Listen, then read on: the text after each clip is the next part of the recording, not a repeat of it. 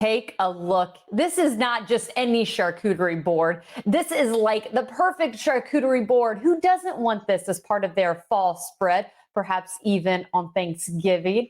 Well, here with some tips and ways to maybe make your charcuterie board stand out a little bit more. I'm excited to welcome to the show Akriti and Apeksha, who are joining us right now from That Gray's Plate. Good morning, ladies. How are you? Good Good morning. morning. We're good. Thanks for having us.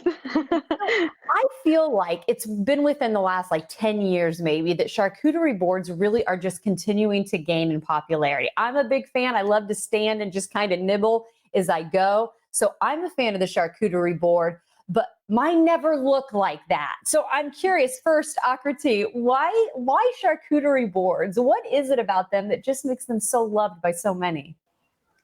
Yeah, thanks for asking. So, we actually are from the Caribbean and we come from an Indian background. We're always surrounded by food. So, it really starts there with food is genuinely our love language. We love sharing food, we love laughing over food, talking.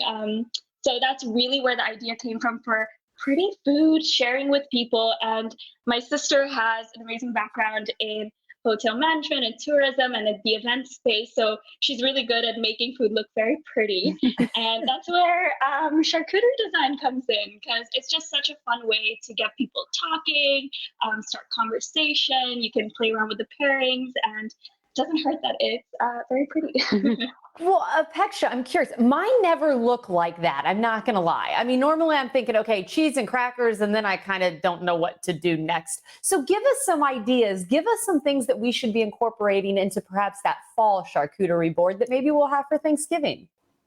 Well, it's truly all about texture, what you do with the cheeses and all the other ingredients that you have on hand. So the different cuts, the different layerings of the cheeses, the meats.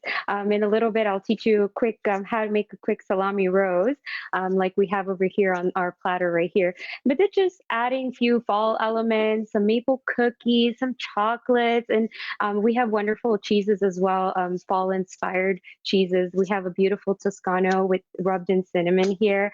So just adding those little fall flavors and and playing around with the textures. It's all about texture, the way you cut it, the colors, and bring it all together. So yeah, that's you can make a beautiful, appealing board by adding all these elements.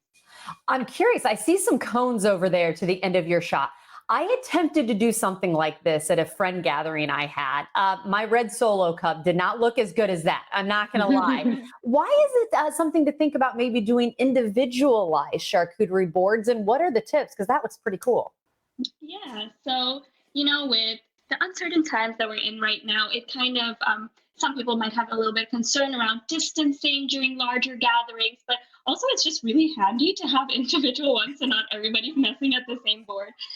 So that's why Mhm. we have cones and we also have cups, which are a little bit of a larger version, but they kind of include all the different elements that you see here on the board, but just personalized little versions.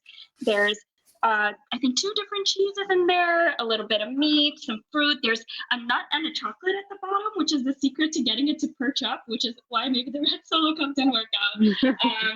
And these cute little individual honey sticks, which I love. But yeah, it's just a fun way for everybody to kind of grab their own little serving. They can walk around the party. You're not all grabbing from the same board, and it continues to look pretty throughout the party. So yeah. Hey, Apeksha, we only have about 30 seconds left. You teased making a rose, a salami rose, I believe. Let's go ahead. We got to Yes. see what we're talking about here. So we're going to use salami. I like this kind of shape, and the oils of the salami they act as a glue to grab together. So I put four half moon shapes here. You roll it right in the middle like so. Place it in your little ramekin or cup, and then make four other half moon shapes like so, and then tuck it around. Let's go this way as I feel like I well. could maybe do this. Yes, Yes. it's super easy. You can do this at home as well. Looks Anything so that you have good. on hand, and then you roll it up to make a little rosebud right in the middle. I love it. And there you go. You have a small little version. Aw, That's on the actual ladies. And board. on our actual board, we have a larger one.